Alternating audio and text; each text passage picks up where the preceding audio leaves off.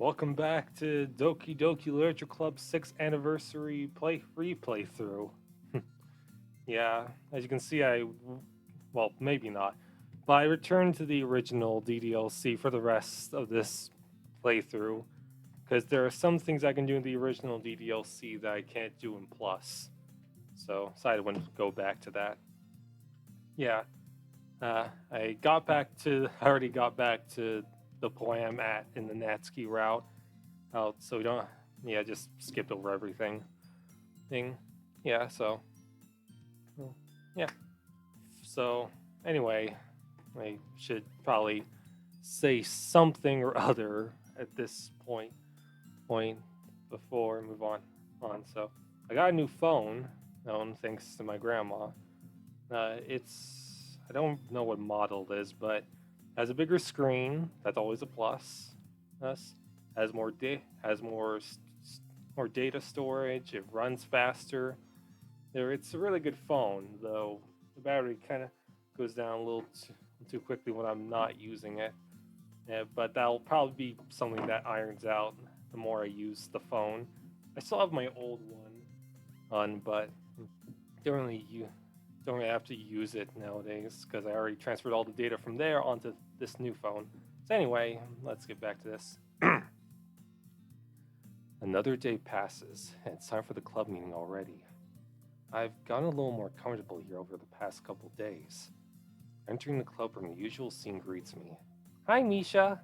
Yo, Siri. Looks like you're in a good mood today. I'm just still not used to you being in the club, that's all. I see. That's a pretty simple thing to get you in a good mood. She lives for the simple things in life. But I guess it's always the simple things with you anyway. Yeah, she enjoys the small things in life, that's very important. Speaking of which, I'm kind of hungry. Will you come with me to buy a snack? No thanks. Huh? That's not like you at all. I have my reasons. Why don't we take a look at your purse, Siri? Yes. You can't just ask a woman to look inside her purse, Misha. That's not very gentlemanly of you to do. Eh? Why that? All of a sudden. No reason, really. I just wanted to look at it. Siri nervously retrieves her coin purse. She fumbles with the latch and gets it open. Then she turns it upside down and lets its contents spill onto the desk. Only two small coins fall out. Oh. I was gonna make some sort of joke about that, but didn't really work out. I knew it. I can see right through you, Siri. I can see your small peanut brain. Hey, I don't have a peanut brain. That's not fair. How did you even know? Hey, look at that face. Look at that cute little pout. Mm.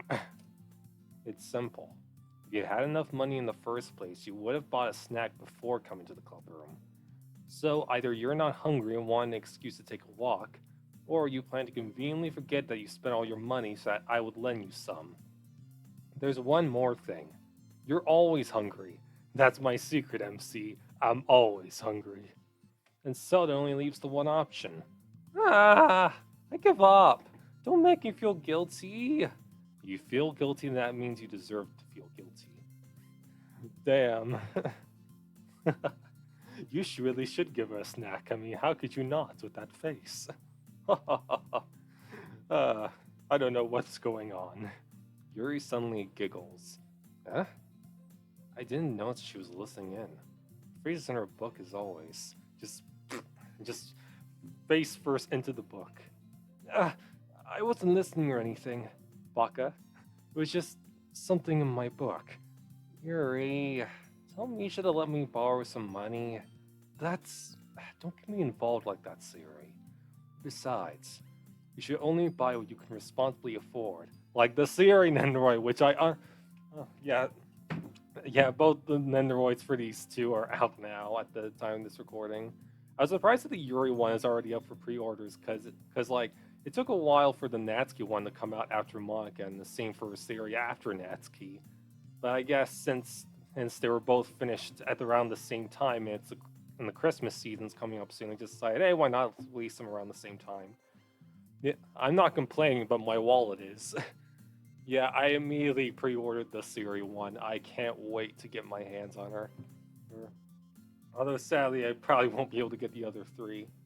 Yeah, I really hope they bring back, like they have Monica up to buy on Good Smile, but not the Natsuki one, which I hope changes soon. I want to have all four of them.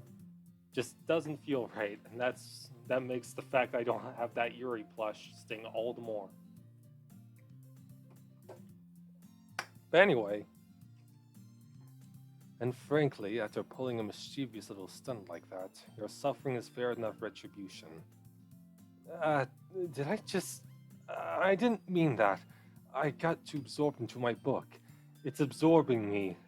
It's sucking me in. Ah! And then she gets eaten by the book. I really like when you speak your mind, Yuri. It doesn't happen much, but it's a fun side of you. There's no way you could think that. You were right, though. I did something bad, and now I had to accept the revolution. Retribution. That. Still, coming from you, Sari. I guess there's a little devil inside all of us, isn't there? Yes, every single one of us. Don't let her fool you. Siri knows exactly what she's doing. Yeah, I really don't like when people just think Siri's a 3-year-old that doesn't know what sex is. She's much smarter. She's 18 years old. If she made it this far in life, then she's probably average in terms of brain power. And she's shown to be quite clever. Don't underestimate the bun. You don't know what secrets lie in that adorable little head of hers. After all, she told you guys she was bringing me to the club before she even told me. But you wouldn't have come if it weren't for the cupcakes, so I had to trick Natsuki into making them. Come on, give me more credit than that, Siri. Ah! Just punch. Yeah, don't punch the bun. Yeah! Out of nowhere, someone smacks Siri in the face and tumbles onto the desk. Ow! What was... A cookie! A flying cookie just came out of nowhere. Sure enough, it's a giant cookie wrapped in plastic. Yeah, it's the size of one of the chairs in this room. Siri glances around. Is this a miracle? It's because I paid my restitution. Retribution. Actually, that one almost worked. The silly Siri. Silly, it doesn't work. Or silly Siri. The cookies don't fly. I was just gonna give it to you. Then I heard you blab about the cupcakes. It was totally worth seeing your reaction, though. Natsuki, that's so nice of you. I'm so happy. Aw, Siri hugs the cookie. I want to be that cookie. Jeez, just eat it. Siri rapidly tears open the wrapper and takes a big bite. So good. Siri suddenly clasps her hands over her mouth. But my tongue. MC, could you kiss the boob? Yes. Yes, you can get MC to kiss it for you if it hurts. I'm immature, yes. You're going through a lot over just one cookie. Natsuki takes a bite of her own cookie. Yours looks really good too, Natsuki. Can I try it? Jeez. Beggars can't be choosers. Yours is chocolate. Yeah, why do you think I gave you that one? But Natsuki, it's raisin flavored. Exactly. Fine. Still, I'm really happy that you shared this one with me. Siri gets out of her seat and goes behind Natsuki, then wraps her arms around her. Jeez. I get it. Cookie still in hand, Natsuki reaches up to nudge Siri off of her. Oh. Siri suddenly leans down and takes a bite of Natsuki's cookie. See, she's very cunning. She's the smartest being in the universe. She just acts dumb to add on to the charisma of the adorable cinnamon bun. Hey! Did you seriously just do that? Mouth full, Siri trots away to safety. Yuri and I laugh as well. See, you just got Sayori'd. Share this with your friends to totally Sayori them. Jeez, you're such a kid sometimes. And you look like a kid. What? Monica, can you tell Siri? Eh? Natsuki glances around. Monica isn't in the club room. Ugh, where's Monica anyway? Good question. Have any of you heard anything about her being late today? Not me. Yeah, I haven't either. That's a bit unusual. I hope she's okay. Of course she's okay. She probably just had something to do today. She's pretty popular after all. Yeah? You don't think she has a I don't know what the joke is aside from not a boyfriend. Like I wasn't gonna go in that direction. God, I suck at this. I wouldn't be surprised. She's probably more desirable than all of us combined. I beg to differ. She's my least favorite of all four of you. All of you, I can, you're all fuck. The point is that I like the three of you more than Monica. Monica's overrated. Cope, seethe, and mauled. That's true. No, it's not. Excuse me? Yeah, even he does thinks that's bullshit. Suddenly, the door swings open. It's me, Austin. Sorry, I'm super sorry. What about hyper sorry? Ah, there you are. I didn't mean to be late. I hope you guys weren't worried or anything. Eh? Monica chose the club over her boyfriend after all. You're so strong-willed. Boyfriend? What on earth are you talking about? I have a girlfriend. Oh. Monica quizzically glances at me. Boom. The rock meme. Never mind that. What held you up anyway? Well, my last period today was study hall. To be honest, I kind of just lost track of time. It makes no sense, though. Would have heard the bell ring at least. I must not have heard it since I was practicing piano. Piano? I wasn't aware you played music as well, Monica.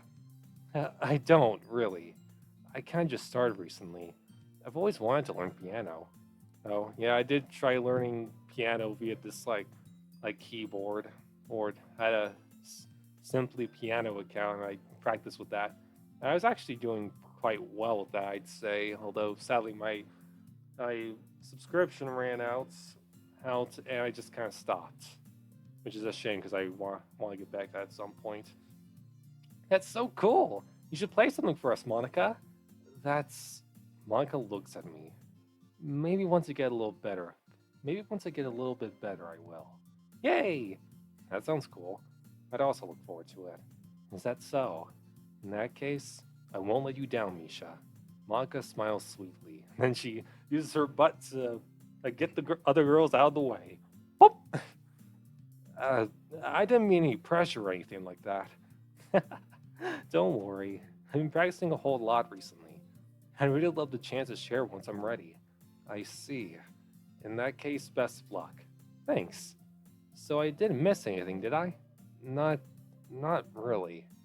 I choose to leave out Siri's mischievous escapade. I'm sure Natsuki will end up complaining to her anyway. Looks like everyone's already settled down. Siri somehow already finished her entire cookie. Yuri's back to her book and Natsuki disappeared into the closet. She went off to Narnia. Gotta take a sip.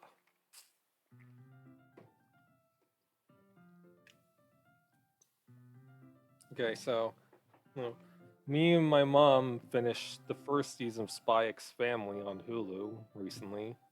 Like, yesterday, pretty sure. Yeah, really good series so far. Or, really great. I like Anya, she's adorable.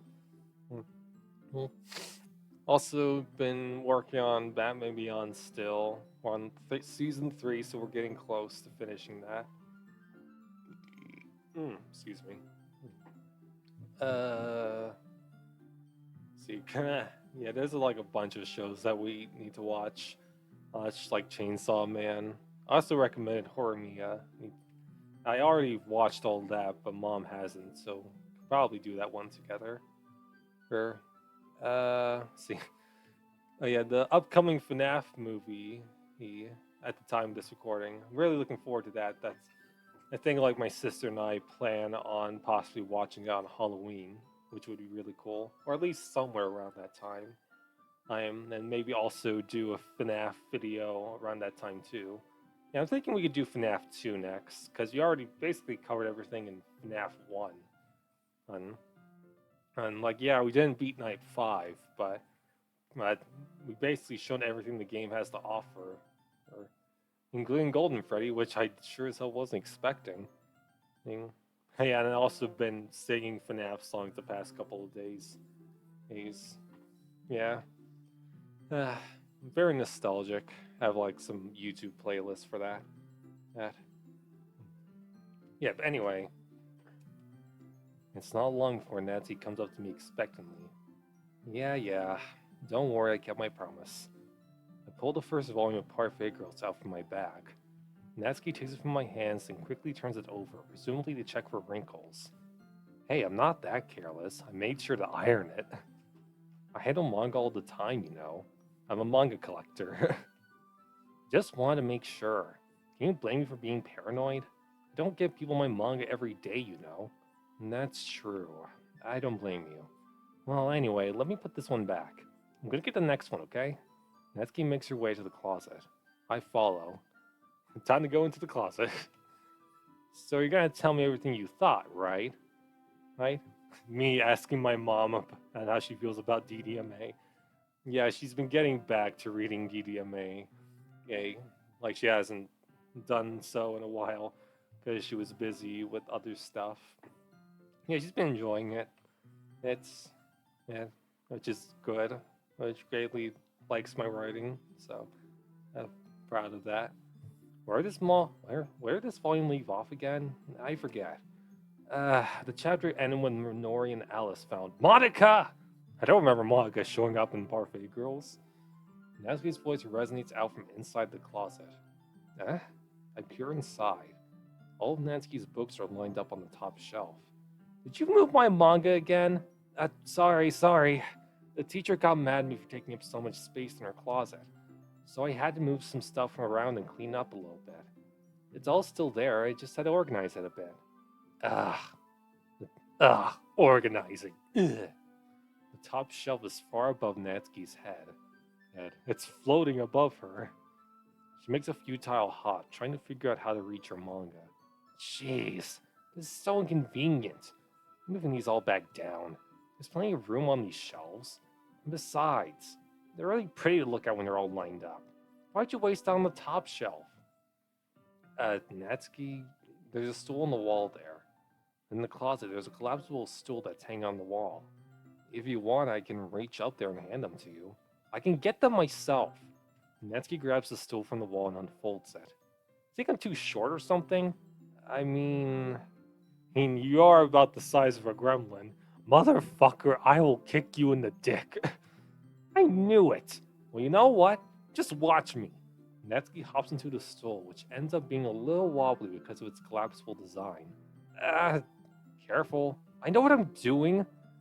Standing on the stool, Natsuki's fingertips reach the top shelf. The stool would be enough for me to easily grab the books, but Natsuki's being stubborn as usual. Yeah, Natsuki Stubborn Salvato. That stubborn is her middle name. Natsuki uses her fingers to scoot one of the smaller boxes to the edge of the shelf. See? The box suddenly tips. Natsuki barely catches it before it falls to the floor. The stool wobbles. Losing balance, Natsuki hops off the stool. 10 out of 10. Perfect landing. Thankfully, she was able to stand on her feet. She holds the box triumphantly. There! Having almost fell, Natsuki's a bit shaken up. Jeez. I need to prove yourself to me. There's no way you'll be able to get the bigger boxes like that. I can reach them, so I said I can do it. I don't want your help, okay? I'm gonna get a chair, so just hang on. Natsuki forces her way past me out of the closet. Let's see. The classroom chairs have the desks attached, so they're too inconvenient to fit into the closet. But couldn't you still move them to the closets? I mean, yeah, a desk is attached to it, but it doesn't mean you can't still use it to prop yourself up. This is stupid. So I wonder what's on like these little articles. Like maybe it's a bunch of like little gibberish in Japanese kanji. Maybe. Aha! Natsuki trots over to the teacher's desk, which has a computer chair behind it. Yeah, sure, use the computer chair, which can move around and spin. Totally not gonna fall off and die. She rolls it on its wheels back over to the closet. It's a little dangerous since the chair swivels and rolls. But I've already learned my lesson, so I keep my mouth shut. Yeah, just let her kill herself. That's totally fine. Natsuki climbs onto the chair, then slowly bounces onto her feet.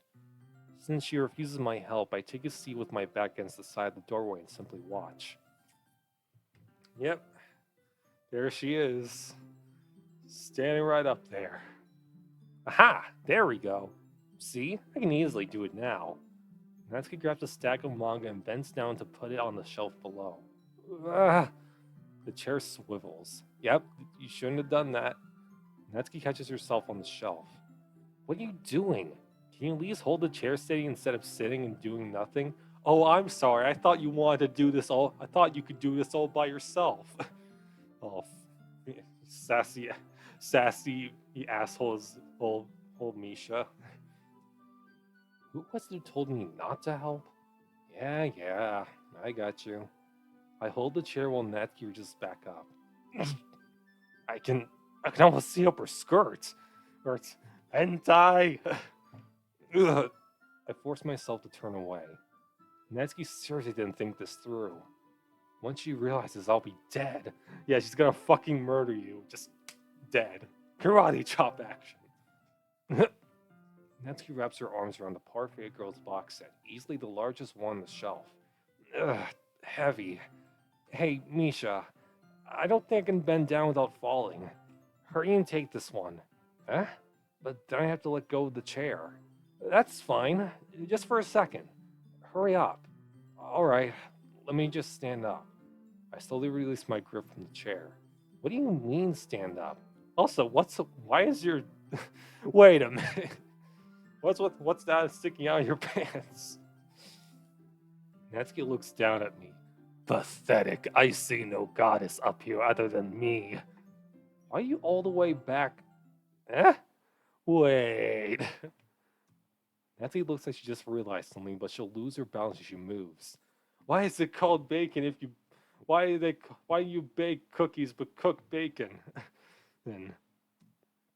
Natsuki, the box. What are you looking at? You're trying to look at my weird arrow eyes. Natsuki's legs shake. I'm not. I was just... Natsuki, don't try to move. Just give me the box. You perv.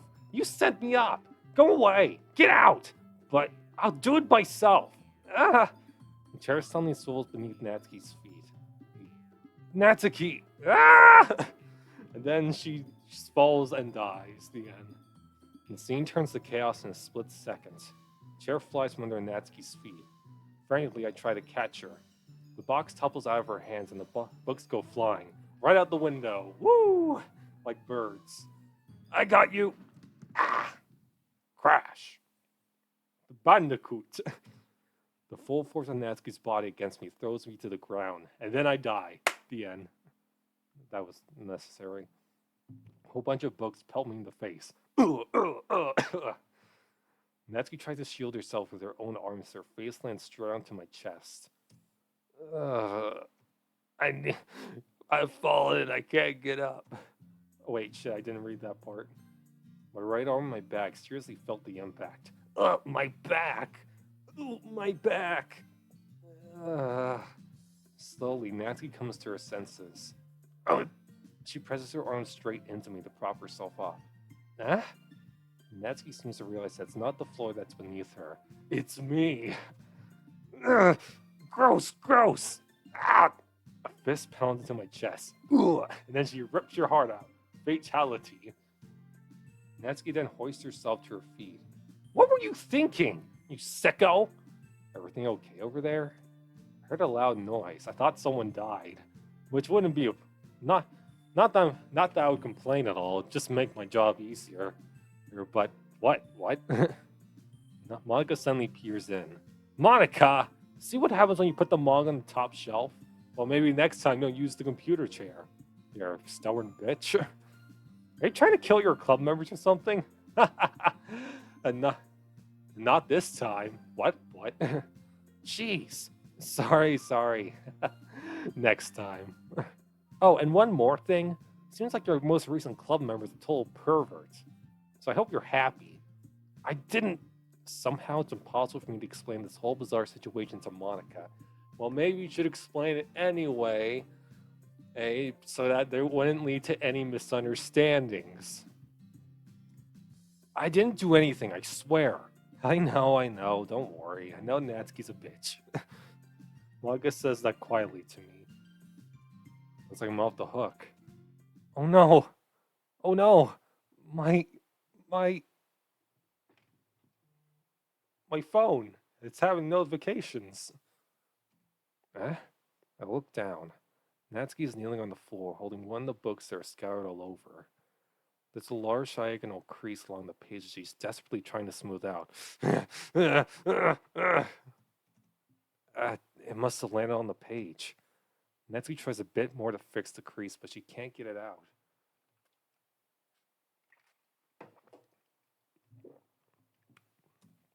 Suddenly, she gives up and slams the book shut, and throws it to the floor. Take it and throw it on the ground. Instead of continuing to yell, she just lowers her. Instead of continuing to yell, she just lowers her head. Yeah, I suck at fake crying thing. I'm not good at that. Natsuki, are you? No! Natsuki's voice squeaks. I see tears on her face. I'll help get the crease out, okay? It's partially my fault, so... Natsuki shakes her head, still looking down. No, I don't even care that much. I'm just having a really bad day today. All it takes is one bad day to turn a normal man into a monster. Natsuki sobs again. I didn't mean to take it out on you. I really didn't mean to. It's fine. Is there anything you want to talk about? Natsuki shakes her head. Just every day is so hard. I just want to come to the club and complain a lot. Natsuki falls silent again. I can't press her, so I can only do what I know how to do. Ooh, head pats. Head pat the Natsuki, she needs them. Alright. Well, I'll help clean this up. And I'll move the rest of your manga for you. Yeah, maybe next time just ask for help, you stubborn asshole. I pick up volume 2 of Parfait Girls. We'll set this one aside. This one's not even that good anyways. This will help cheer you up a bit, right? You can get started on it once I'm done here. Natsuki looks up with her glossy eyes. Her lip quivers. You're really nice to me, even though I'm such a jerk to you. That sounds really strange coming from Natsuki. I didn't expect it at all. Well, I'm just treating you like a friend, you know? Natsuki lowers her head and stifles another sob. I'm not sure what happened to her today, but being nice is the least I could do. The next couple of minutes are silent between us as I begin gathering the scattered books. I make sure to slip them into the box in their correct order. After a little bit, Natsuki starts helping. It isn't long before we're done, and I hoist the box onto the shelf where Natsuki wanted to put it. Then I get on the stool and quickly finish moving the rest of her books from the top shelf. Alright, that should do it. I hop off the stool. Natsuki averts her gaze. Thanks. It's nothing. Natsuki's holding the volume I set aside in her hands. Alright, I'm ready. Good. Even if you weren't, I'd make you anyway. You're taking responsibility for what you said. The thing about cheering me up. If you insist.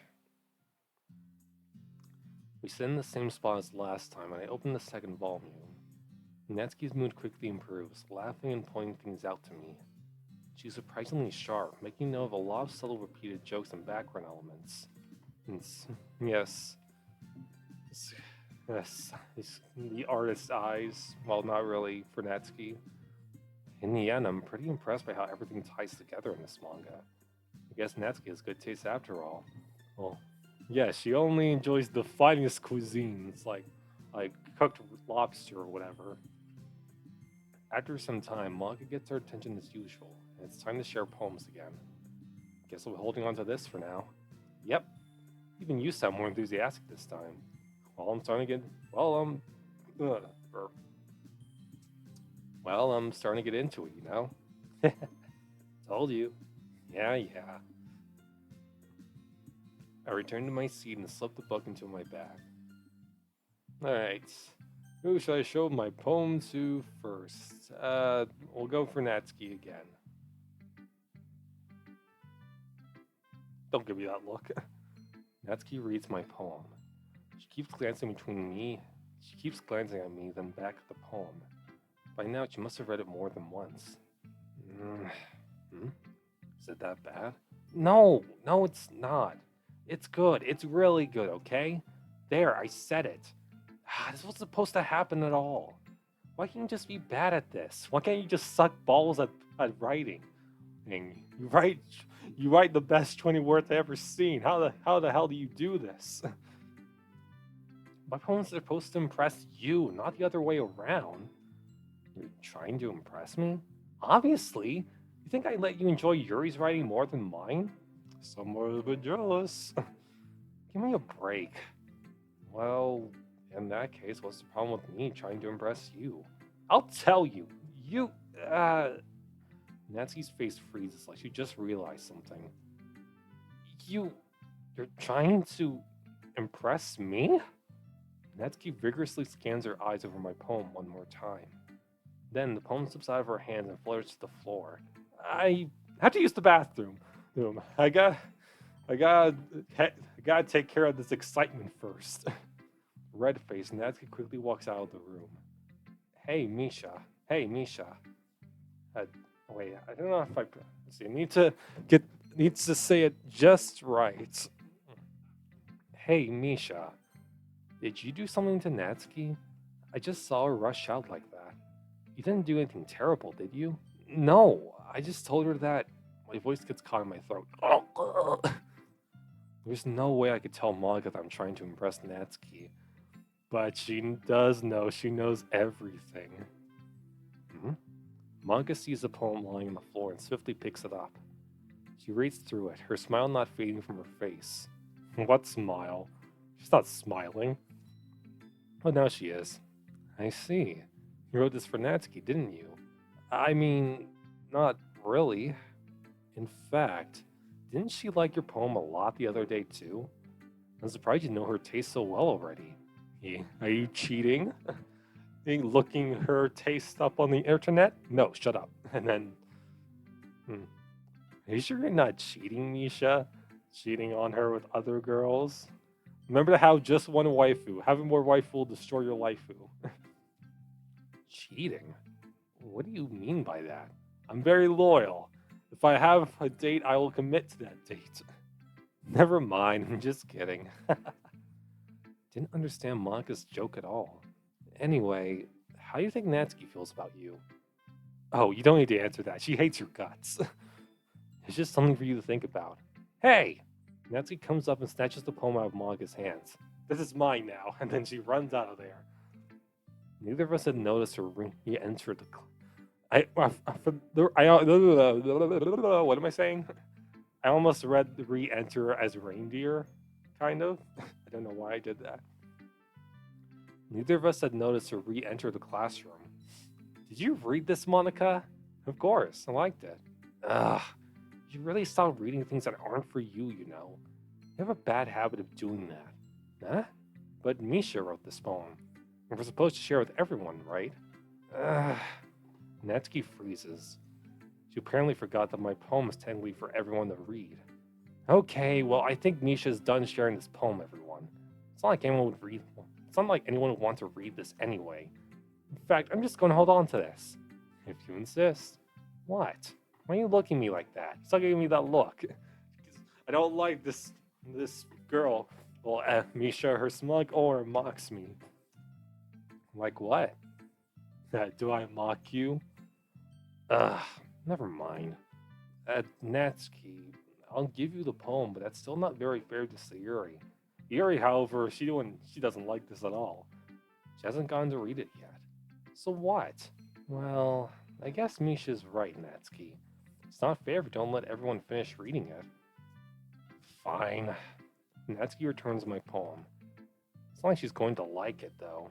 Or anything, Baka. Anyway, read my poem now. And no, I won't let you keep it. This is my only copy. You could just write it again on another piece of paper. Like, yeah, it'll be kind of tedious, but you can still do it. Amy likes spiders. You know what I heard about Amy? Amy likes spiders. Ickly, wriggly, hairy, ugly spiders. That's why I'm not friends with her. Amy has a cute singing voice. I heard her singing my favorite. Fuck. Amy has a cute singing voice. I heard her singing my favorite love song. Every time she sang the chorus, my heart would pound to the rhythm of the words. But she likes spiders.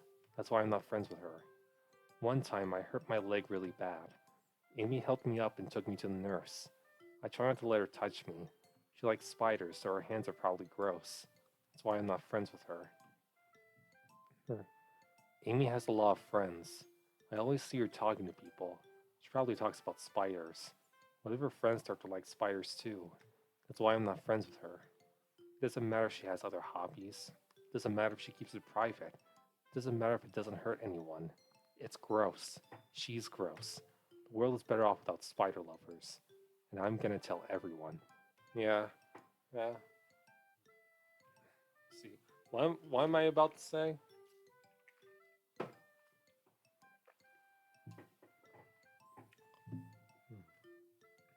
Yeah, a while ago, there was this spider making a web outside my bedroom window.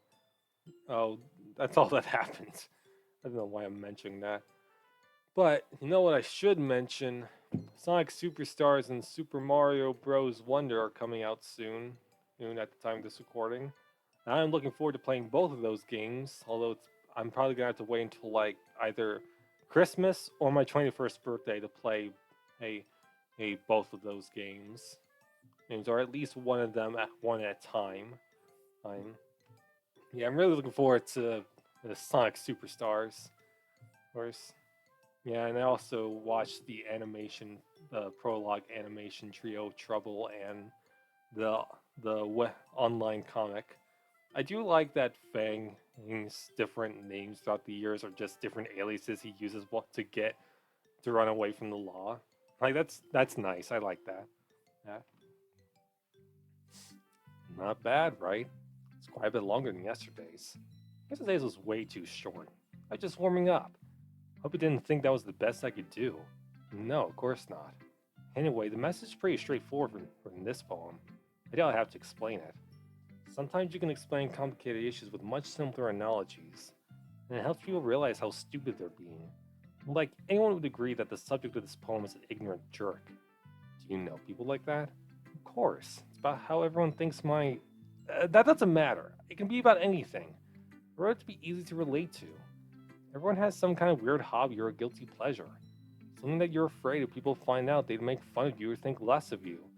Yeah, it's okay to have weird hobbies or whatever, or as long as it's not hurting you or anyone else.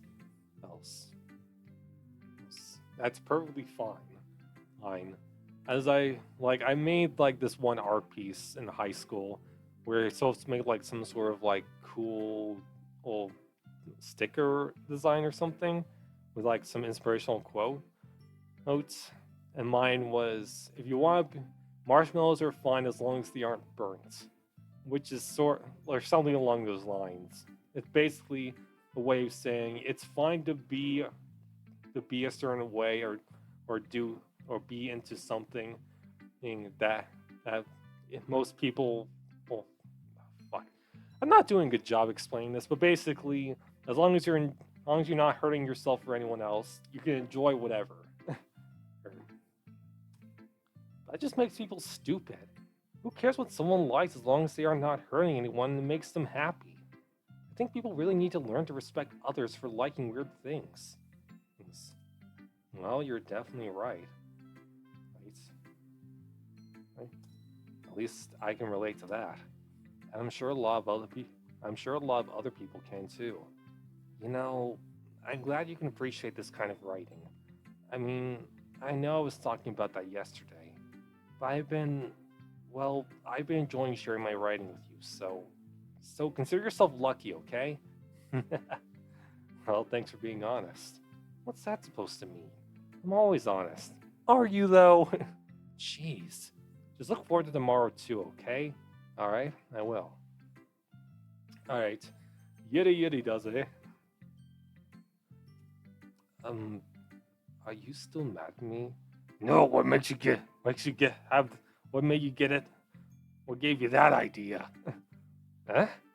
For disrespecting Natsuki yesterday. Because reading this poem, now I know why you got mad at me. Because you prefer her writing over mine. That's not really true. Meaning when I disrespected her, I disrespected you too, didn't I?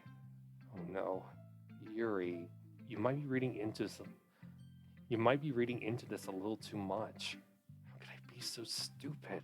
I always let these things happen. Whenever I think before I speak, I just come off as awkward and unlikable. If I speak without thinking, the things I want to keep inside come out and make people hate me. So, please don't force yourself to be around me. I know this is what Monica wants. She wants you to be alone?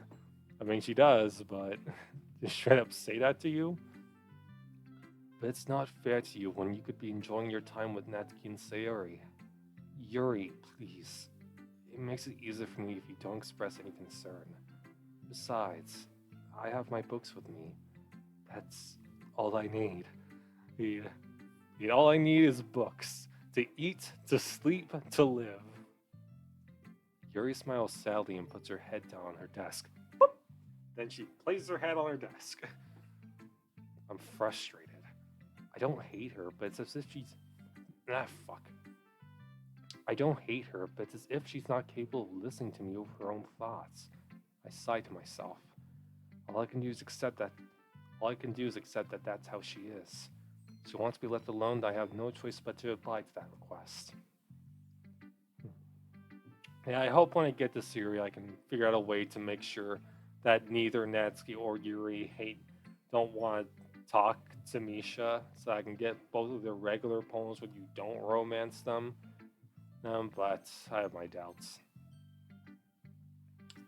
Ooh, I like this one, Misha. It has some nice feelings in it, like kindness and boop and socks.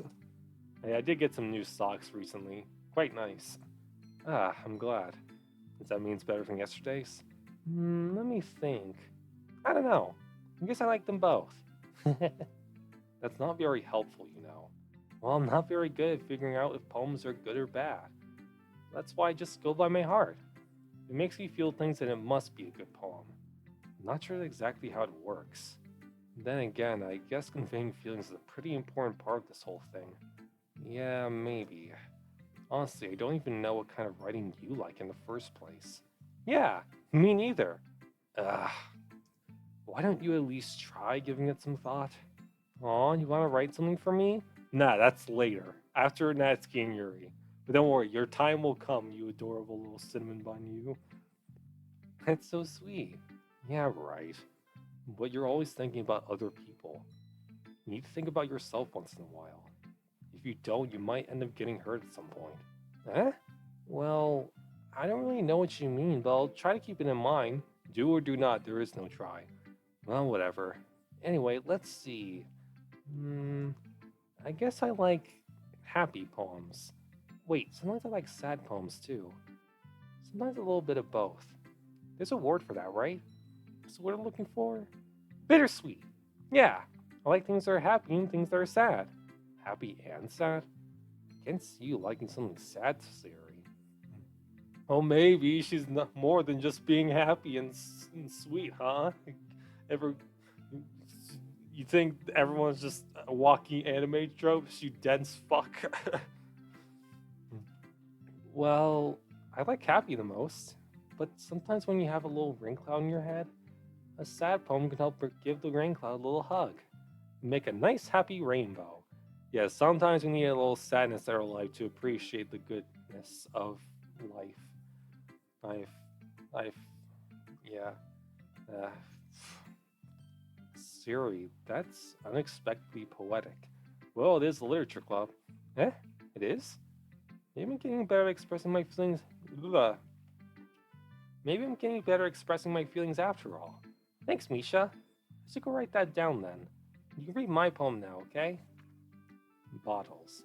I pop off my scalp like the lid of a cookie jar. It's a secret place where I keep all my dreams. Little balls of sunshine, all rubbing together like little balls of sunshine, all rubbing together like a bundle of kittens. I reach inside with my thumb and forefinger and pluck one out. It's warm and tingly. There's no time to waste. I put it in a bottle to keep it safe. I put the bottle on the shelf with all the other bottles. Happy thoughts, happy thoughts, happy thoughts and bottles, all in a row. My collection makes me lots of friends. Each bottle a starlight to make amends. Sometimes my friend feels a certain way. Down comes a bottle to save the day. Night after night, more dreams. Friend after friend, more bottles. Deeper and deeper my fingers go. Like exploring a dark cave, discovering the secrets hiding in the nooks and crannies. Digging and digging, scraping and scraping. I blow dust off my bottle caps. It doesn't feel like time elapsed. My empty shelf could use some more. My friends look through my locked front door. Finally, all done, I open up, and in come my friends. In they come in such a hurry. Do they want my bottles that much?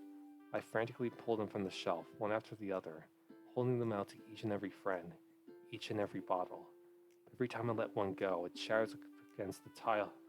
But every time I let one go, it shatters against the tile between my feet. Happy thoughts, happy thoughts, happy thoughts and shards all over the floor. They were supposed to be for my friends. My friends aren't smiling. They're all shouting, pleading, something. All I hear is echo, echo, echo, echo, echo inside my head. Yeah, this is a really good poem. Yeah.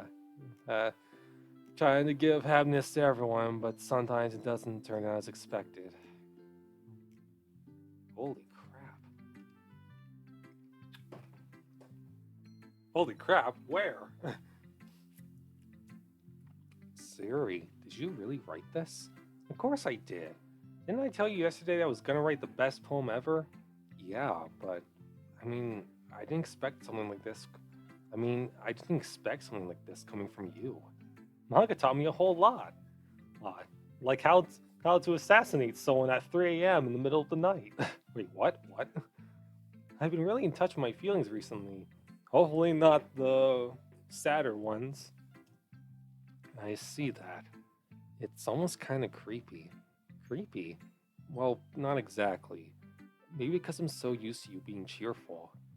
Well, never mind. I'm thinking too hard about it. The point is it came out good, so you should be proud of it. Aw, thanks. Oh, look at that face. Who could ever do anything bad to that face? I feel like I was meant to express myself this way. Even helps me understand my own feelings a little bit better. Writing is like magic. Yeah, writing is very much like magic. Like, you just go and go at it.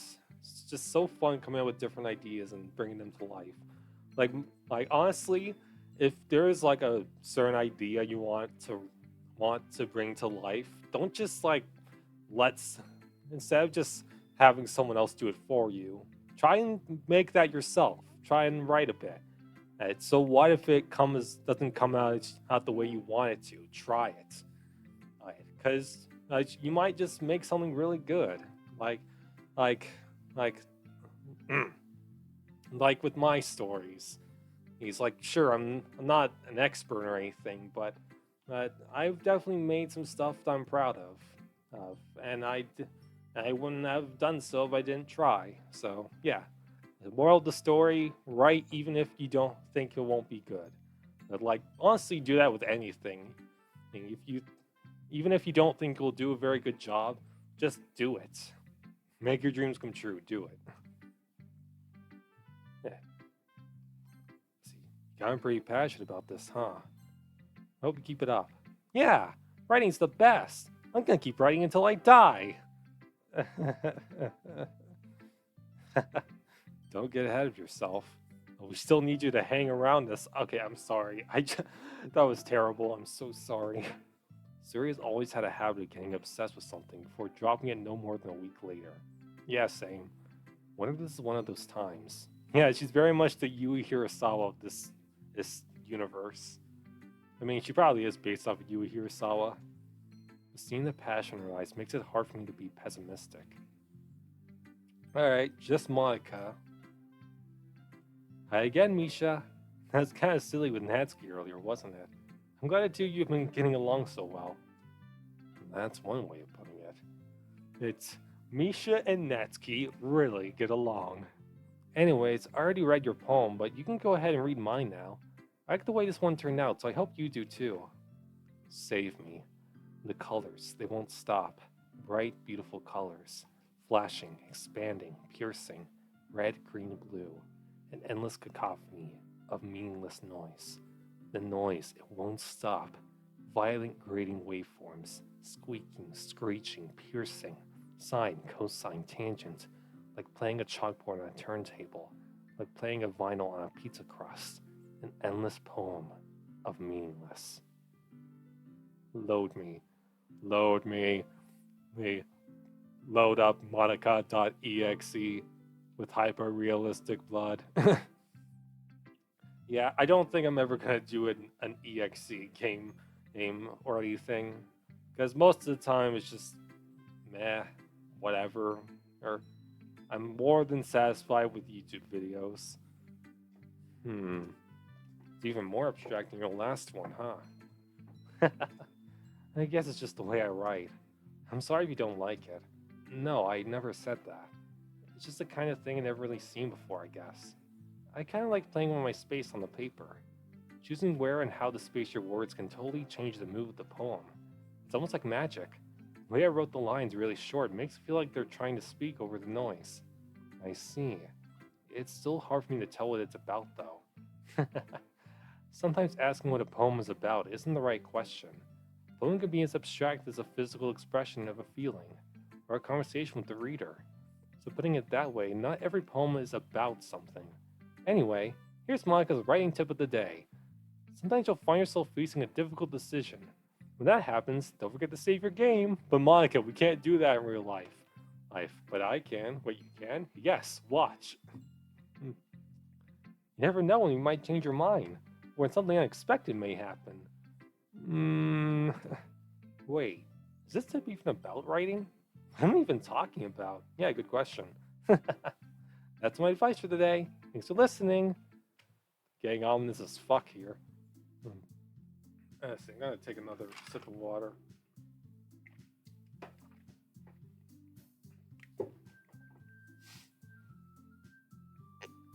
Oh yeah, there's an upcoming Percy Jackson series on Disney Plus. I used to read those books, the Percy Jackson book, like basically Rick Riordan books in middle school a bunch. Honestly, pretty good reads from what I remember. I think I even laughed at one of them at one point. Though nowadays I don't really read books because I got occupied with other stuff. But I'm interested in this Percy Jackson series. Like maybe I'll check out an episode or two. I hope it's good. Okay, everyone, we're all done reading each other's poems, right? I have something extra planned today, so if everyone could come sit at the front of the room. Is this about the festival? Well, sort of. Do we really have to do something for the festival? It's not like we can put together anything good in just a few days. We'll just end up embarrassing ourselves instead of getting any new members. And that's a concern of mine as well. I don't really do well with last-minute preparations. Don't worry so much. We're going to keep it simple, okay? We won't need much more than a few decorations. Siri's been working on posters, and I've designed some pamphlets we can give out during the event. Okay, that's great and all, but it doesn't tell us what we're actually going to be doing for the event. Sorry, I thought you heard about it already. We're going to be performing. Performing? Monica, do I look like a clown to you? No, but you act like one. Motherfucker. born. Monica. Yeah, we're going to be having a poetry performance. Each of us are going to choose a poem to recite during the event. But the cool part is, we're also going to let anyone else come up and recite poems too. Siri's putting it on all the posters in case anyone wants to prepare ahead of time. Siri, who's been coloring a poster, holds it up for us to see. Siri, that's inappropriate. Are you kidding me, Monica? You didn't already start putting those posters up, did you? Huh? Well, I did. You really think it's that bad of an idea? Well, no, it's not a bad idea. I didn't sign up for this, you know? There is no way I'm going to be performing in front of a group of people like that. I agree with Natsuki. I could never, in my life, do something like that. Imagine it. Yuri shakes her head in here. Imagine it. Yuri shakes her head in fear. Yeah, you really should have talked about it with these two ahead of time. I'm like in DDMA, they at least have been doing poetry sharing for a couple of months. So like when Monica suggests the idea, they're more receptive to it. Shit. Okay, I keep moving in my chair because I can't really just sit still. Guys, no, Siri. I understand where they're coming from. Remember that Natsuki and Yuri have never shared their poems with anyone until just a couple days ago. Also, they had that huge cat fight and it was terrible. It's a lot to ask for them to recite their poems out loud to a whole room full of people. I guess I kind of overlooked that. So, I'm sorry. But, I still think we should give it our best. I mean, it's not like we have any other better ideas. What am I gonna do? Give them book recommendations? We're the only ones responsible for the fate of this club. If we start the event and each put on a good performance, then we'll inspire others to do the same. And the more people who perform, the better we'll be able to show everyone what literature is all about. Yeah, it's about expressing your feelings, being intimate with yourself, finding new horizons, a final horizon if you will, and having fun. Yeah, I haven't been writing much. Like I had to stop writing for Metallic's Uprising for a bit in order to play Sonic Frontiers Final Horizon. And to summarize my thoughts, pretty good for the most part. I like playing Tails, Knuckles, and Amy again despite their issues. Although the tower stuff sucks, the trials are the two, like the second trial and the final trial suck balls. And the final boss is pretty cool, but but I hate that it doesn't exactly tell you what you're supposed to do, and it's very confusing. Yeah, but overall, pretty good. That's right. And it's those reasons that we're all in this club today. Don't you want to share that with the other? Don't you want to share that with others? To inspire them to find the same feelings that brought you here in the first place? I know you do. Don't speak for me. You don't know me. I know we all do. Nah, not really. If all it takes is standing in front of the room for 2 minutes and reciting a poem, then I know you can do it. Monica, that's not what any of us feel. Wait, really? Yeah, honestly, I don't care. I just came here for incredibly cute girls. I frickin' knew it. Natsuki and Yuri remain silent. Sayuri looks worried. Sayuri is worried. I guess it leaves me no choice. I agree. I don't think it's too much to ask. I think that Sayuri and Monica have been trying really hard to get new members. The least we can do is help them out a little bit. Well, maybe, but it looks like Natsuki doesn't have any arguments left. Okay, fine. Guess I'll just have to get it over with. Alright. Phew. Thanks, Natsuki. What about you, Yuri? Yuri dejectedly glances around at everyone else's expectant faces. Do it. Do it. Let's recite your poem. Let the hate fester inside you. I guess I don't really have a choice. That's everyone. You're the best, Yuri. This club is seriously going to be the death of me. And then Monica tries to hide her devilish smile at that line. Oh gosh. I mean, it's true, but what? You'll be fine, Yuri. For now. But anyway, let's move on to the main event. I want each of you to choose a poem of yours. We're going to practice reciting them in front of each other. No way! Hey, Monica, this is too sudden. Well, if you can't recite your poem in front of the club, how do you expect to do it in front of strangers? Oh no. Don't worry. I'll start off to help everyone feel a little more comfortable. Can I go next? Of course. Now let's see. Yeah, somebody's gotta be the guinea pig. That's why I never go first. I don't like going last either. Like somewhere in the middle is my preferred choice. Monica flips through her notebook to the specific poem she has in mind for herself. She then stands behind the podium. The title of this poem is The Way They Fly. Yeah, it would have been nice to see what these poems were like, but I guess Dan already used too much of his creative literature juices for the poems that were included in this game. Monica begins reciting her poem. Her clear, confident voice fills the room. Oh god, it's occupying everything. We can't fit in here. Ah! And then they all get crushed to death and die at the end. More than that, her inflection is pristine. She knows exactly how to apply emotion behind each line she recites, bringing the words to life. Is this something she's done before? Or is she simply a natural? I glance around me. Everyone has their eyes on Monica. Their eyes see nothing but only see just Monica. Siri looks amazed. Yuri has an intense expression on her face I don't understand. Finally, Monica finishes the recitation. The four of us applaud. Monica takes a breath and smiles. That was so good, Monica. Thank you very much. I was just hoping to set a good example. Are you ready to go next, Siri? I'll go next. Ah, Yuri's fired up all of a sudden. Yeah, she's on fire. Quick, somebody put her out. Oh. Yuri clutches a sheet of paper behind her hands and stands up.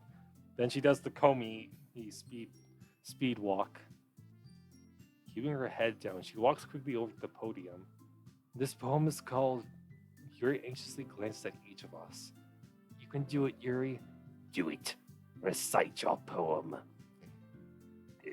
It's called After Image of a Crimson Eye. Yuri's voice shakes as she starts reading the poem. Just a moment ago, she practically refused to do this. Why is she suddenly putting in so much effort? Make up your mind, woman. As Yuri gets past the first couple of lines, her voice changes. It's almost like what happens when Yuri gets absorbed into her books. Her quivering words transform into the sharp syllables of a fierce and confident woman. The poem is full of twists and turns and structure that she enunciates with perfect timing. This must be a rare glimpse into the whirling fire Yuri keeps concealed inside her head. She's Captain Magma. Krakatawa! Suddenly, she's finished. Everyone is stunned. They're all stunned. It's gonna take a few seconds for it to wear off. Yuri snaps back into reality and glances around her, as if she bewildered even herself. Snap back to reality. Up goes gravity. It's up to me to save the situation. I'll save you. Social powers activate. I'm the first to start applauding. Everyone joins me afterward and we give Yuri the recognition she deserves. Yeah, she deserves all the recognition in the world. It's not that we didn't want to applaud for her. We were caught so off guard that we must have forgotten. How does one applaud? Is it like this? As we applaud, Yuri holds the poem to her chest and rushes back into her seat. Yuri, that was really good. Thank you for sharing. Yuri.exe has stopped functioning. You need to reboot her. Looks like Yuri is down for the count. She's dead. Someone get an ambulance. Okay. Yes, I'm next then. Hand holding. That's lewd. Can I hold her hand? Siri hops out of her chair and cheerfully walks to the podium. This one's called My Meadow. Sorry, I giggled. Siri. It's a lot harder than I thought. Me when I'm recording a new video. How do you guys do it so easily? Trying to think of it like you're reciting to other people. Imagine you're reciting it to yourself, like in front of a mirror or in your own head. It's your poem, so it'll come out the best that way. I see. Okay then. Sarah begins Sarah begins her poem. Somehow, it feels like your soft voice was made as a perfect match. Her voice so soft it's like a soothing blanket. Oh, that sounds nice. Aw. The poem isn't aimlessly cheery like Sayuri is. It's serene and bittersweet. If I were to read this on paper, I probably wouldn't think much of it. But hearing it come from Sayuri's voice almost gives it a whole new meaning. Maybe this is what Sayuri meant when she said she likes my poems. It's like I get to reach more deeply into someone I thought I knew through and through. Sayuri finishes and we applaud. I did it! Good job, Sayuri. Even Misha liked it. I guess it's a good sign. What does that even mean? It came out nicely, Sayuri. The atmosphere of the poem fits you really nicely. But it might be that other poems wouldn't work quite as well with that kind of delivery. Eh? I don't really understand. In other words, I've seen poems of yours where that sort of gentle delivery wouldn't work as well. It might need a little more force behind them, depending on what you're reading. Oh, I know what you mean. Well, I've been practicing that kind of thing. It's just embarrassing to do in front of everyone. Then next time, I'm going to make you pick a poem that challenges you a little more. We don't have much time for the festival, you know? Okay. Now who's next? Natsuki? Make me go for Misha. It's not like I can compare to you guys anyway. Might as well let Misha lower everyone's standards a little before I have to do it. Harsh.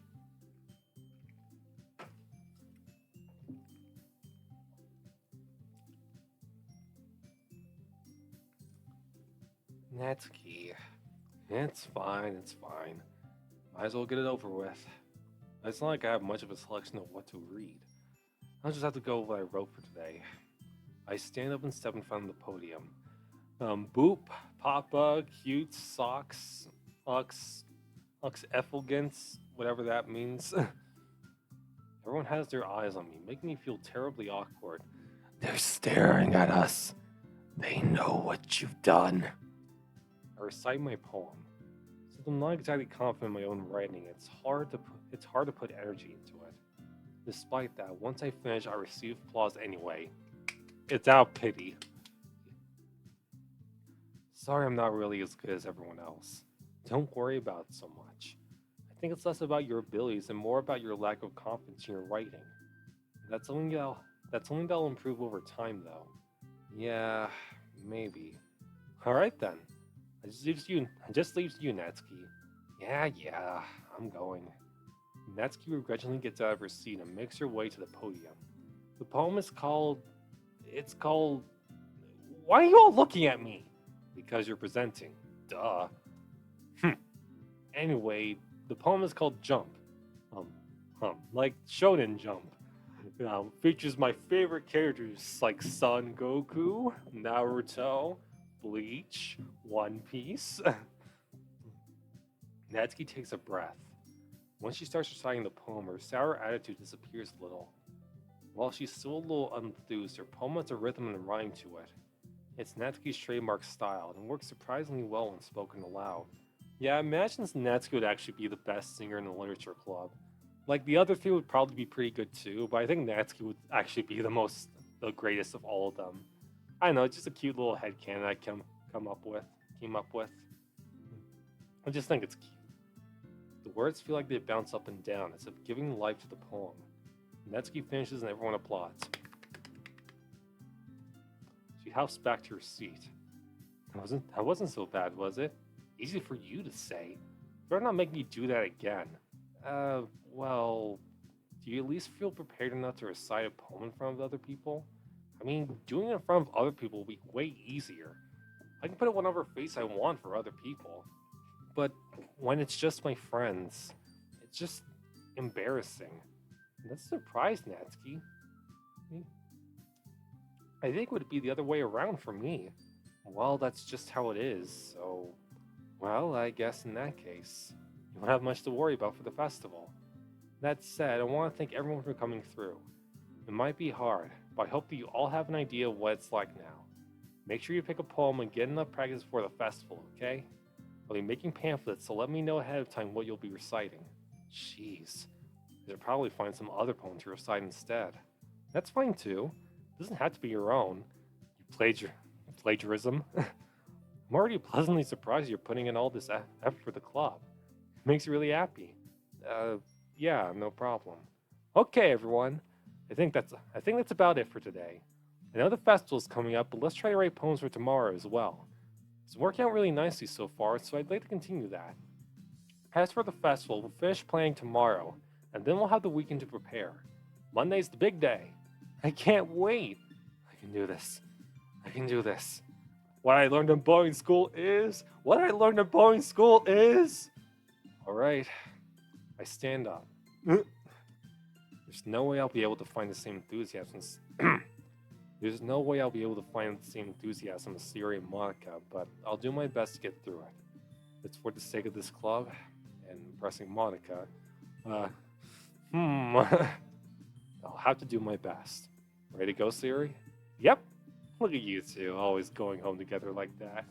Hey, she holding the hand. It's lewd. Yeah, and Natsuki ships Siri X MC, and I'm all for it. It's kind of adorable, isn't it? Jeez, guys. Don't make such a big deal out of it. Just guess already. It must be a little nice, though. So who confesses first? Well, how am I supposed to respond to that? It's okay, Misha. You don't have to say it. I love you too. Wait, what? What? Whatever. Let's just go already. Stop being a tsundere. I'll walk home with Siri once more. Even though it's only been a few days, a lot of things have already changed. But today, Siri's being a little quieter than usual on the way home. Hey, Siri. Hey, Siri. Sorry, I was spacing out. I was imagining a really epic fight scene in my head. No wonder. I was thinking about something from earlier. I think how we get to... I mean... I won't be with you forever, uwu. Siri fumbled with her words. So, let's just say that one day Natsuki asked to walk home with you. Huh? What would you do? What kind of question is that? Kind of putting me on the spot here. Well, I would still walk home with my bun, Siri. My bun? What up, my bun? Yeah, I want... This is special to Siri, and I'm gonna stay committed. Pecking order. Siri, you really think I would ditch you for Natsuki? But she's so cute and fun to be around. Clearly you know her, don't know her. Clearly you haven't been around her long enough. Jeez, I already see her in the club every day. Besides, you always seem to really like going home together. I wouldn't just ruin that for you. You're so silly, Misha. Think about me too much sometimes. Natsuki would deserve it, she wanted it, so... Siri, I've already made up my mind. I really can't figure you out sometimes. Sorry. Besides, what's the point in speculating something that's never going to happen? The conversation trails off. It's kind of a weird thing for Siri to care so much about. But I want to respect her and keep her happy too. Then again, the festival's only a few days away. Who knows what'll happen in that time? Yeah, I think I'm going take care of this poem mini game, and then I'm actually gonna stop here.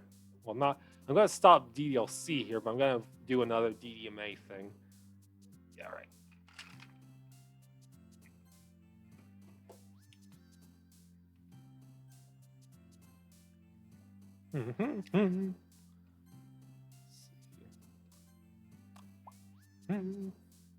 Oh yeah. So I got this. So basically, I can't really go too much into detail with this because I might accidentally dox myself with this. But basically, there was this really cool signing event, and for a certain series I enjoy, I got to show up for that and meet some of the people who work on that, and it was really cool. I got some cool stuff from that, signed and all, and the people there were really nice. It was a really fun time. I really enjoyed myself. Yeah, that's about all I can say about that.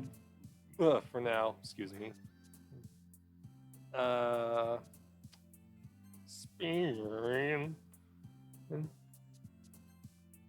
see. Yeah. Yeah. Sadly, haven't been able to do any videos with mom, and now she's gonna go off for a few days to visit cousins, and so usual stuff. Uh, I mean, she's free to do whatever she wants. I still love her and everything, but I just, you know, want to do a video because they're fun, and I also want to get back to Undertale and finish the pacifist route there.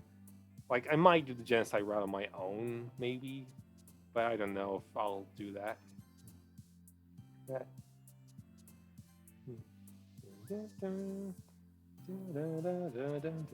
Oh yeah, see, I do kind of want to talk about like like some of Astral Agent stuff, uh, uh, like with the fanfic our last summer. I'll put it in the description. It's really good. You should read it. It it's but let's see. This is okay. Then quit. Yeah, like basically he so this is gonna be spoilers for our last summer. If you haven't read it before, you should read it now. You should read it before this. You can just skip this part if you haven't. But basically, right in the story, he he Azuki, my character from Magenta, and he makes an appearance, and we talked about possibly including our characters in our respective fanfics. Next thing he got to do that with Azuki here, and it's really interesting. I really like what he's doing so far with him and the ideas he has in mind. Fine. So yeah, really enjoying myself. Oh, see, hold on. One. Yeah. Anyway, we're gonna read another Magenta Affinity thing. Still gonna be from Google Docs, so I can see what it's like. See, I want to do a Natsuki one next. Uh,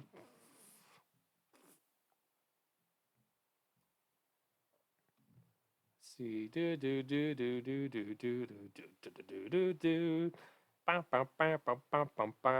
Yeah, you can see I put little descriptions here for what I had in mind for this story of each chapter. Like I don't follow them to a T. It's just more so a rough idea of what I want to go for.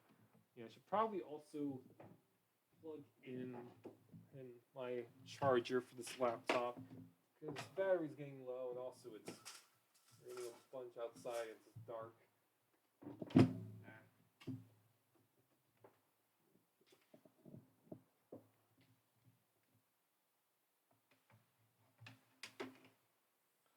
Yeah. Anyway, let's see. Yeah, yeah, yeah. So I do enjoy Astral Agent's work so far on our last summer. Really talented writer, really great guy. I yeah, see summer vacation, feelings exposed because you who and place generally approved. Uh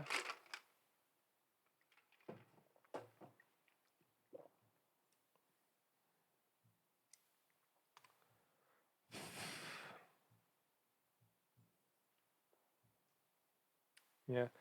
I mean, I don't have to like I want to do at least one for each character focused on here. Like the main 10 literature club members. There's again spoilers for Magenta Affinity. You haven't read had at least the main story first. First, first, yeah.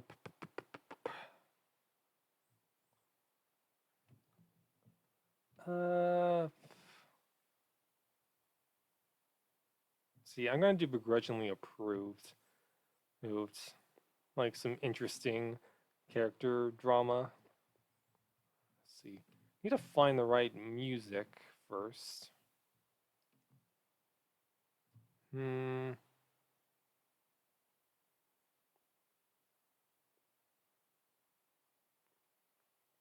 Maybe I'll just go for some ambient music. Yeah, kind of generic, but I don't know. Okay, you know what? Fuck it. I'm just gonna read it without music, Nick. So that not only can you hear me, but also just do it.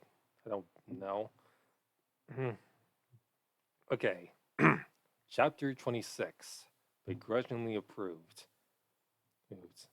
So context here for those who decide to ignore the spoiler warning. Natsuki, he's been having issues with her dad because as he found out that Zuki and Natsuki are dating, he has issues with that. So Zuki is like, hey, maybe we should just, talk to me so that we can clear things up and whatnot. But it's probably not gonna go the best. But yeah, basically the context here. Here. So, how'd it go?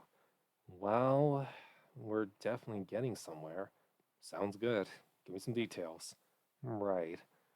At first, he just straight up denied it since it meant you'd know where I lived, and that could lead to some trouble. Zuki simply scoffs at the comments I continue. But like you told me, I said that he could find out for himself what kind of person you are, and that I wasn't going to stop asking him about it. Hence, the two of us need to get to my place right now. Oh, yeah, whatever. Yeah, just gonna have to block that part. Hence, the two of us need to get to my place right now. Gotcha. Glad he's not completely stubborn. Believe me, I felt the same way. It takes a lot for him to agree to something he's neutral on or opposed to, so I'm happy that he agreed this quickly. Either way, he's waiting on the both of us at home, so grab your stuff and we can get this over with. Right. It won't take too long. While Azuki gets ready to leave, I can't help but be worried over what's about to happen. Sure, Izuki's no hothead, and Dad can be pretty restrained at times. Yeah, I mean, Izuki is kind of a hothead at points. Like, he tries his hard to keep it under wraps, but when you rub him the wrong way, it becomes pretty obvious. But even still, considering how the two of them see each other, it might just go south fast. Especially if I can't rein either of them in. If it doesn't go well, then stop it, Natsuki. You need to take a page from Siri and think more positively. If it does go well, then at least Dad won't be breathing down my neck about Zuki so much. Not to mention if things continue to go smoothly, then maybe Izu and Dad could develop a better relationship. Sure, it's far-fetched, but I know deep down those two care about me. So making me upset is the last thing they want, which will work greatly in my favor. Actually, I should have asked this when I first came here. Asked what? Well, there's a bunch of stray cats around these parts. Why is this place so popular? Eh, I don't know. But considering plenty of the residents here have cat food in their homes for both the strays and their own cats, just assume that was the main contributor. So, in other words, this neighborhood is basically a food shelter for strays. Guess so. As you saw on Wednesday, I tend to contribute to feeding these cats as well. I like to think it helps me experiment a little. Sure, you don't want a few back home so they can enjoy more of your tasty treats? Nah, Dad wouldn't want them messing up the house. Plus, if I invite a few in, the rest are guaranteed to join as well. Gotcha. Don't want all these kids to dominate your room and claw up your manga, huh? If I did keep manga at home, then I wouldn't need a closet in the literature club to store them. About that, why don't you keep them at home? Something tells me Dad wouldn't approve of that either. Suki's just giving me a concerned look, which honestly I feel is a bit much. Unlike a relationship, my manga is far from important. Plus, I have other ways of entertaining myself at home. Speaking of, here it is. Me and Suki stand in front of a two-story house with a murky brown color. I thought you two lived in a one-story. Hmm, I thought you two lived in a one-story house. A bartender's job isn't cheap, you know. Just thought that was the kind of style your dad would be into. Maybe it was a house he chose recently. Either way, we should get it. Either way, we should get in already. In response, Suzuki just nods and follows me to the doorstep. Though I can tell despite him trying to look calm, he's a bit nervous. Admittedly, I'm feeling similarly, but I'm certain he'll keep calm as much as he can. Anyways, using my house key, I unlock the front door, and the two of us walk into the house. Once we do so, Azuki seems to look around a bit curiously. Isn't this room a bit empty? Dad doesn't really have any time for interior home design.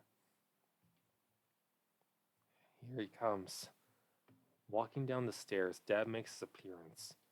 However, since he's off work at the moment, he's wearing more casual attire, which is rare to see in my eyes since he's always busy with work.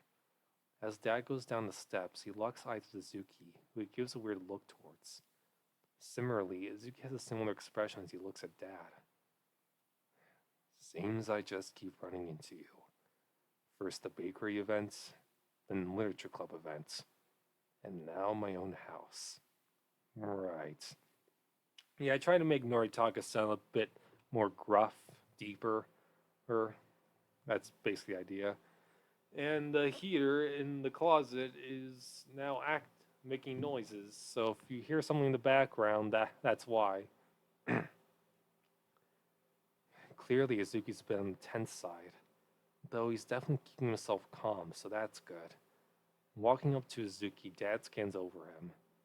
Actually, now that they're standing side by side, the two of them are around the same height. In fact, Azuki's just a little shorter. Regardless, Dad just goes ahead with his words.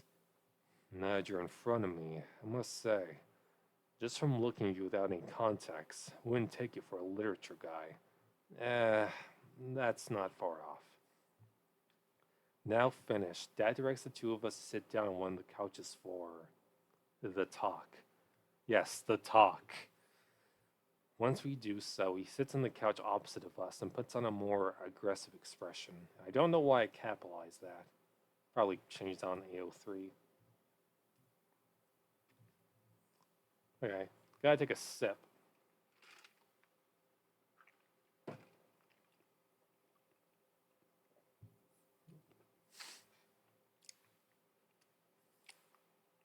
First, tell me your name.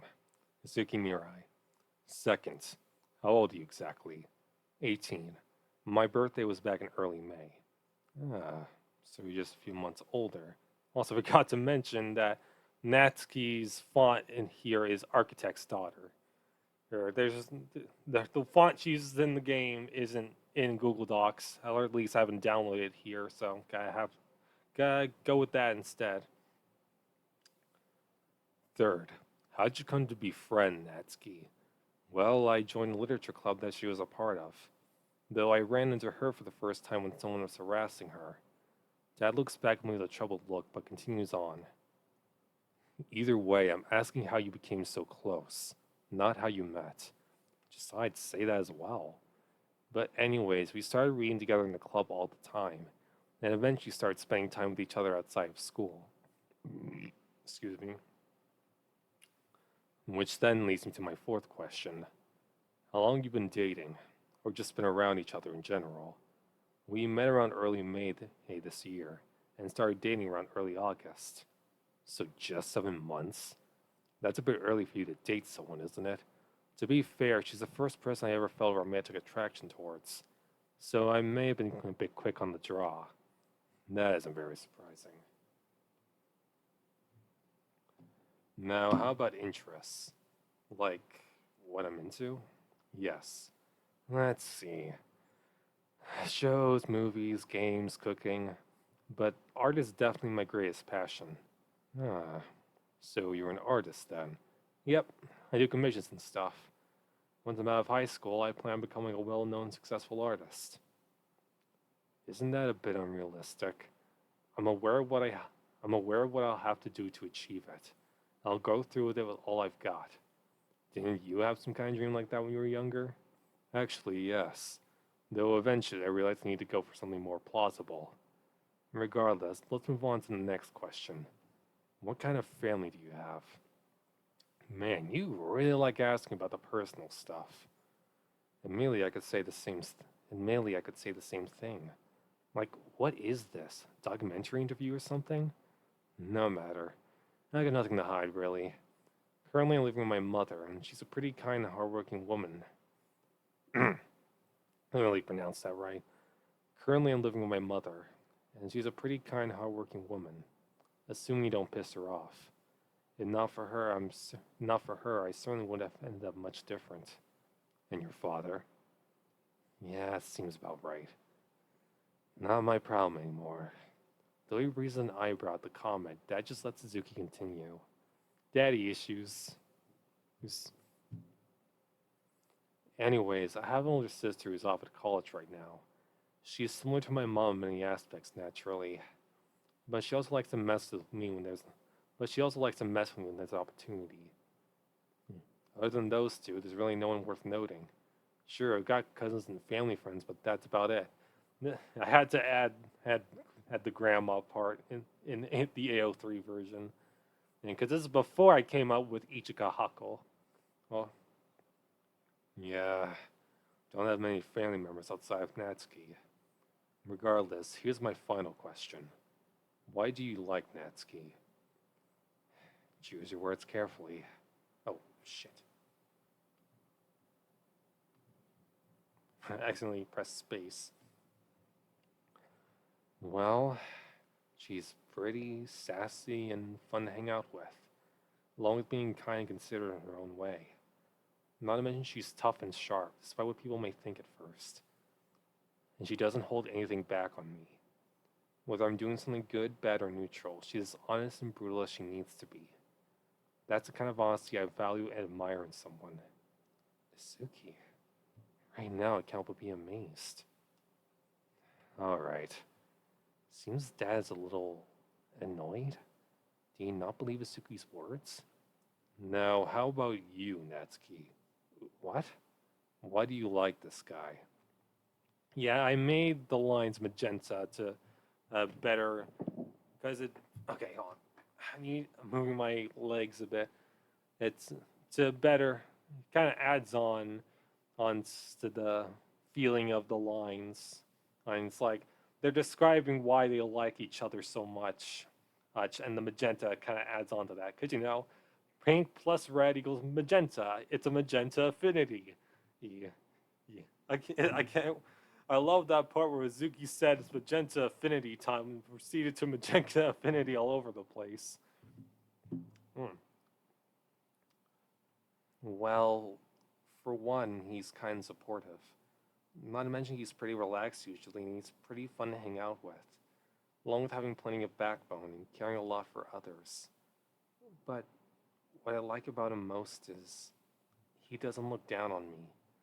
Izuki doesn't treat me as some child that doesn't know any better. He treats me as someone who's capable of their own stuff.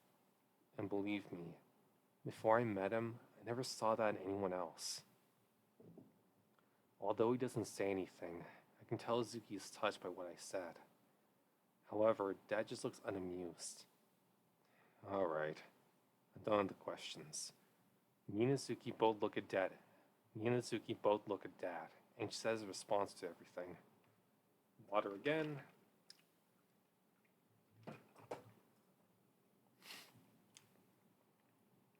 Yeah, pretty good at angry stuff, like voicing arguments and whatnot. I don't know, maybe a bit of pent-up aggression or something. I don't know. I don't know what I'm saying. You get points.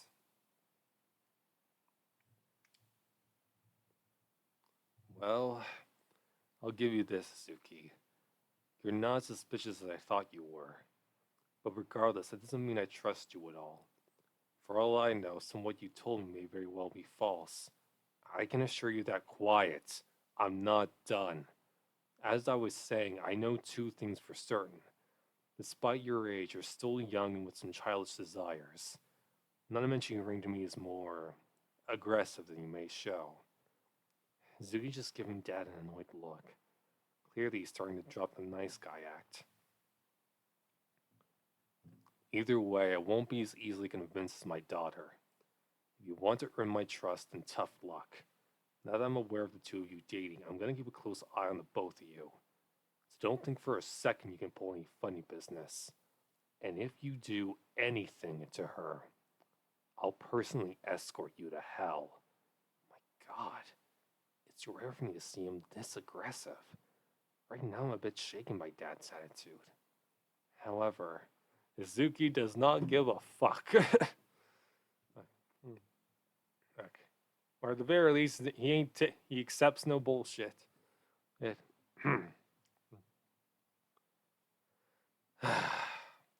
clearly, stubbornness runs in your bloodline. Like I was gonna say earlier, I'm being 100% honest with you. Just what would lying gain me? I know you aren't exactly a patient man.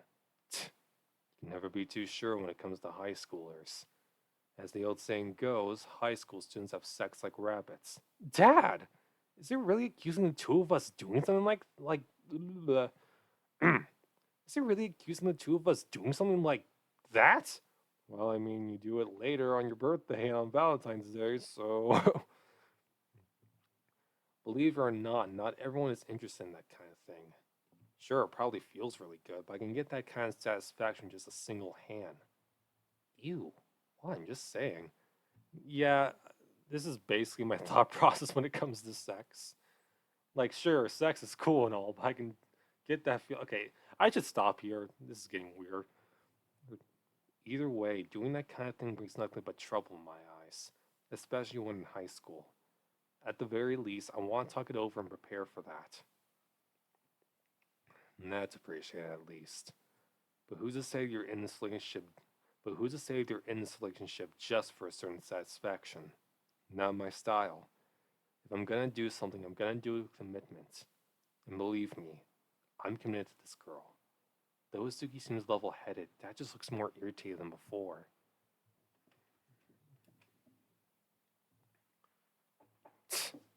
Got an answer for everything, huh?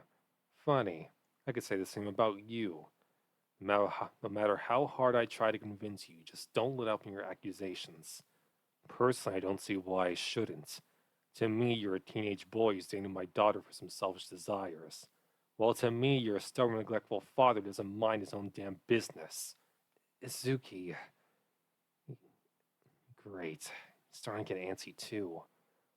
You don't know anything about me, boy. Maybe not everything, but I certainly know a few things. Like that bruise you gave Natsuki a while ago. He's bringing that bruise into this?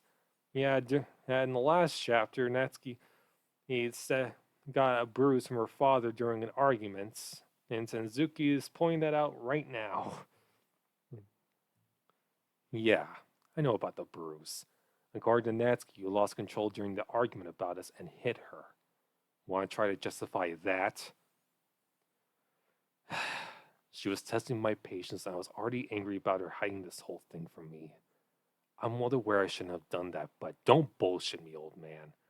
Making excuses that doesn't justify hitting your own kid. And since you like to make accusations, God damn it. And since you like to make accusations about me, then why shouldn't I do the same to you? Watch your tongue, boy. You're lucky that I relented and decided to talk to you myself. If I wanted to, I could do whatever I needed to in order to keep you and Natsuki separate. So taking away your daughter's happiness is second nature to you? Considering how you've been acting from what I've heard, I'm not too surprised. That would explain why you're never around. I can tell just from looking at him. Right now, he wants to tear Izuki's lungs out. If this goes on any longer, he might just do that. That's something I can't deny. For a while now, I've been too distracted by my own feelings and troubles to pay attention to Natsuki. But regardless, she's still important to me. And how come you're almost never there? Because of how Natsuki describes you, she doesn't exactly notice that about you at all. Dad shoots up from the couch, letting some of that restraint go. Don't you dare try to bring Natsuki into this! This is between you and me, you venomous bastard! Venomous bastard? That's a new one. Not to mention it applies to you. Oh, trying to turn her against me, are you? Don't be ridiculous. You had this coming, old man. Since you've been too busy looking after yourself, your relationship with Natsuki has sunk into new lows. Ever wonder why she doesn't tell you anything? Why she can never get along with you nowadays? It's because you're failing as a father. Now Azuki's getting up. Now Azuki. Trying to figure out how to pronounce this next line. Now Azuki gets up from the couch with an irritated expression. God, this is getting worse. A father is supposed to be there for their child, help them out, give them love, teach them right and wrong, look after them.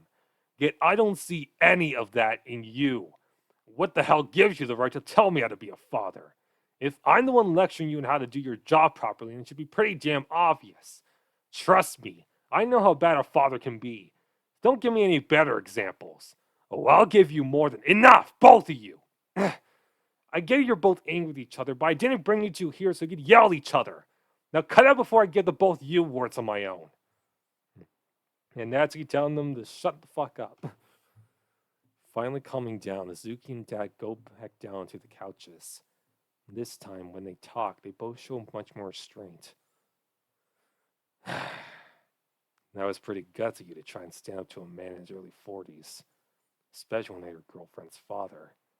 Nowadays, it's hard to find that in someone. Even though I bared my fangs at you, you just fuck. Even though I bared my fangs at you, you just bared yours back. Guess that's something you and Natsuki have in common. You're both stubborn as hell.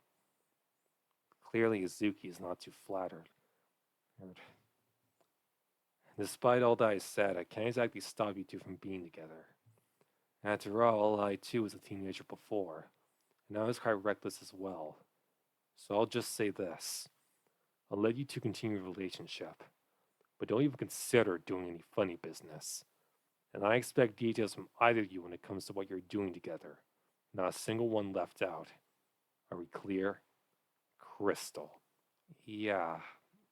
Thanks, Dad. Sure. Dad then gets out of his seat and takes a deep breath. You two are excused. Spend the rest of the day however you want. Though I expect Natsuki here by 4. Me and Suki simply nod in response. Good. With that last word, Dad goes back up to his room, which leaves me and Natsuki to go back to his place. Honestly, I think me and him have a few things to talk about.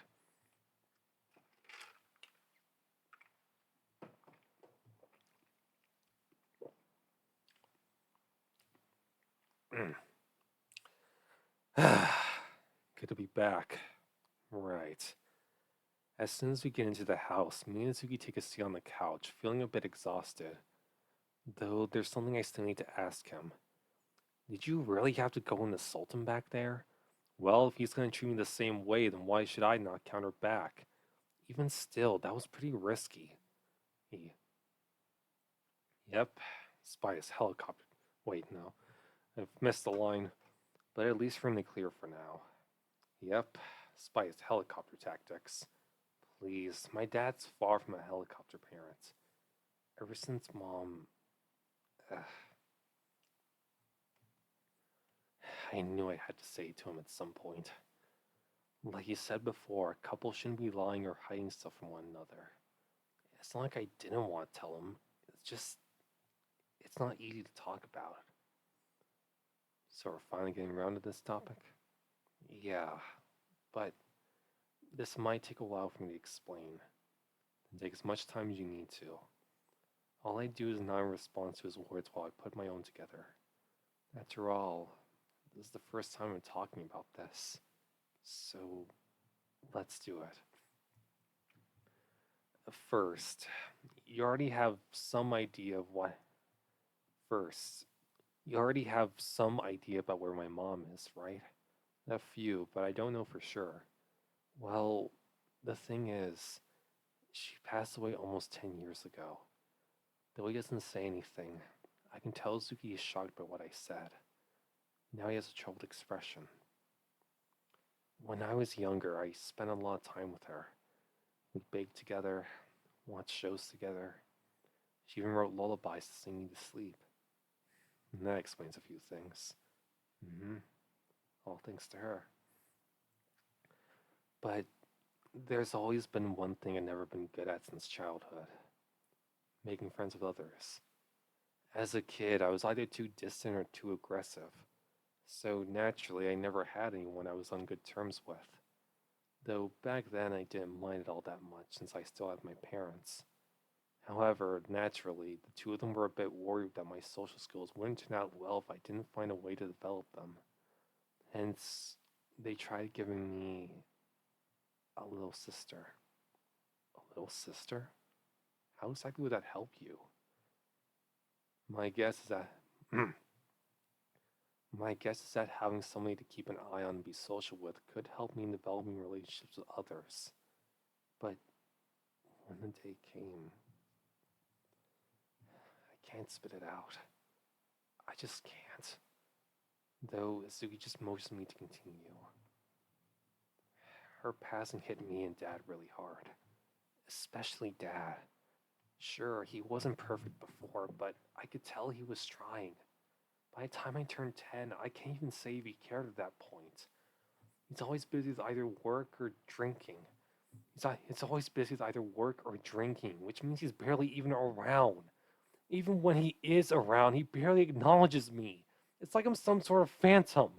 Like, I'm struggling to come to terms with Mom, too. Maybe try and talk to me about it? Maybe even what I have to deal with on a daily basis? In middle school, I basically had no one. No friends, no accomplices, no emotional support of any kind. After all the harassment and neglect, I just couldn't depend on or trust anyone. Which is why I have to act tough in the first place. But it still doesn't change anything. A part of me just wants to cover myself in a blanket and never take it off. However, for the first time in a while, I have someone who's actually there for me. Natsuki. That's a lot to deal with at a young age. Yeah, even now I can't say I've gotten over it. Though I can at least say I've made actual connections with people. So maybe, with your help, I can move on. I'll do what I can. But while we're on the topic of parents, is he gonna talk about? Quite frankly, I don't really know what it's like to have a father, or at least a decent one. As you already know, me and my old man, Gorito, we didn't have the best relationship. It's been a while since I've seen Natsuki look this upset. Ever since I was a kid, Goro always had trouble when it comes to when it, blah, blah, blah. Fuck. Ever since I was a kid, Goro always had trouble when it came to commitments. It's not so much they didn't care, it's more so they tended to prioritize his wants over our needs. Hence, I always felt kind of distant with him. Though it wasn't too bad at first, it eventually got much worse. By middle school, it felt like he thought me and my family as dirt beneath his shoes. He was always off watching television, getting drunk, or hanging out with his idiot friends. Sometimes all three at once. In the garage, too.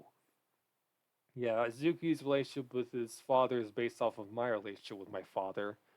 But sadly, unlike Azuki, my old man is. Well, we don't talk nowadays. Yes. But no, I've moved on from that. I don't need him in my life. Not anymore. Or at least. Hmm. At the time, I was so frustrated with him. He was supposed to be looking out for us and spend time with us. Yet he treats us like some afterthought. And that angered me to no end. Whenever the opportunity was there, I'd often pick fights with the bullies. It's kind of ironic looking back and all that. Bullies tend to harass others in order to feel better about themselves or to unleash their frustration towards others. I basically did the exact same thing against them. Just how hypocritical can you get? This is the first time I've seen him this bitter.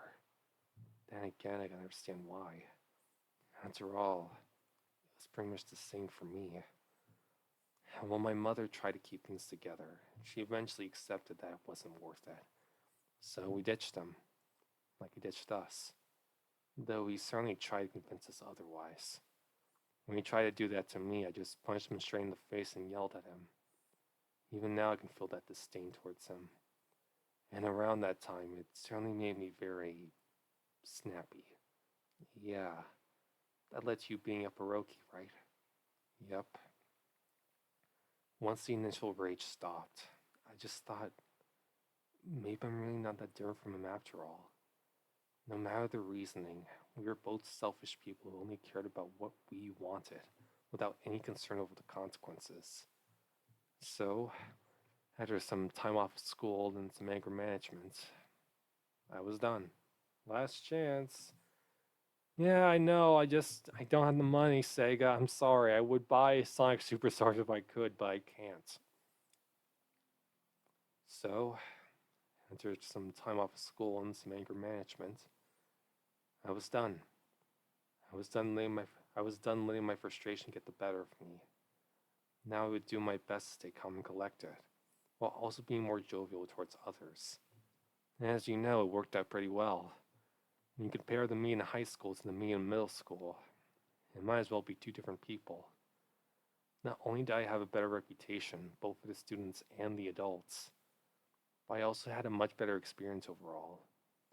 Not to mention, I got to meet Aiko, Toma, and now you. Sure, I wouldn't say I'm too different compared to the start, but at the same time, I'm having a blast whenever I'm with you. So, I definitely want to stick around as long as I can. Yeah, same here. Without a word, I just rest my hand on Natsuki's chest while he holds his arms around me. Honestly, I feel so relaxed like this. Excuse me. If only this could go on forever. Are you sure you can deal with my dad? Don't worry. I won't do anything stupid. But that will come later. For now, let's just relax. Right. As we continue to snuggle, any worry about my dad just washes away. Here, I feel at peace. That one was this one's probably one of my favorites, maybe. I don't know. I don't really have a top 10, like a favorite or least favorite. Nah, maybe I should do that at some point. Might be fun. Yeah, but anyway, that's it for now. I'll try to get back to do more of this another time. I'm, yeah. So anyway, thanks for watching, and I'll see you in the literature club again soon. And bye bye.